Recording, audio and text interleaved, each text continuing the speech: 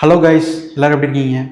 So இன்றைக்கி நம்ம சேனலில் ஒரு மூவி ரிவ்யூ தான் பார்க்க போகிறோம். ஸோ அதுக்கு முன்னாடி ஒரு விஷயம், நம்ம சேனலுக்கு இப்போ தான் நீங்கள் ஃபஸ்ட் டைம் வரீங்கன்னு சொன்னால் கண்டிப்பாக இந்த வீடியோவை பார்த்துட்டு லைக், ஷேர், சப்ஸ்கிரைப் எல்லாமே நீங்கள் பண்ணுங்கள். நம்ம சேனலுக்கு கொஞ்சம் சப்போர்ட் பண்ணுங்கள். இன்றைக்கி நம்ம மூவி ரிவ்யூக்கு எடுத்துகிட்ட படம் குட் பேட் அக்லி. எக்ஸாக்டாக நம்ம சவுதி அரேபியாவில் ரியாத்ன்ற பிளேஸில் இருக்கோம். ஸோ இங்கே இருக்கிற சகாரா மாலில் பாக்ஸ் சினிமாஸ் அந்த ஸ்க்ரீனில் தான் நான் போய் பார்த்தேன். நம்ம ஊர் மாதிரியே இங்கேயும் நிறையா தமிழ் மக்கள் இந்த படத்தை பார்க்குறக்காக வந்திருந்தாங்க. ஸோ ஓவரால் இந்த படம் என்ன மாதிரி எக்ஸ்பீரியன்ஸ் எனக்கு கொடுத்தது, எனக்கு ஒர்க் அவுட் ஆன விஷயம், ஒர்க் அவுட் ஆகாத விஷயம், இது எல்லாத்தையுமே உங்ககிட்ட நான் சொல்கிறேன்.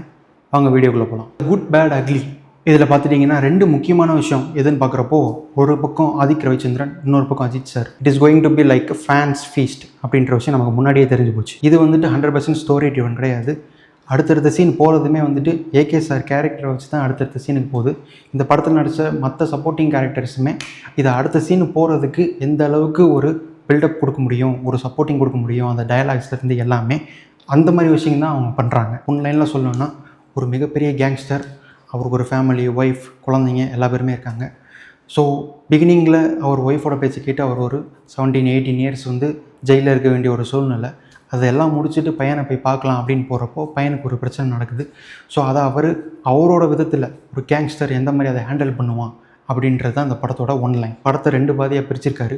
முதல் பாதி ஃபுல்லாமே பாம்பேயில் நடக்குது, ரெண்டாவது பாதி ஃபுல்லாமே ஸ்பெயினில் நடக்குது. ஃபேன்ஸுக்கு அந்த எனர்ஜி ஒரு சீனுக்கும் கன்வே ஆகணும். அவங்க சீட்டில் உட்காரவே கூடாது. ஒரு சீனுமே அவங்களுக்கு ஒரு கூஸ் பம்ப்ஸாக தான் இருக்கணும் அப்படின்றதில் ஆதிக்க ரொம்ப தெளிவாக இருக்கார். ஸோ படத்தோட முதல் பாதின்னு எடுக்கிறப்போ கொஞ்சம் ஸ்லோ ஃபேஸில் ஸ்டார்ட் ஆகி ஒரு சாங் அந்த மாதிரி போயிட்டு ஒரு முக்கியமான தருணமில் இன்டர்வல் போர்ஷன் வருது.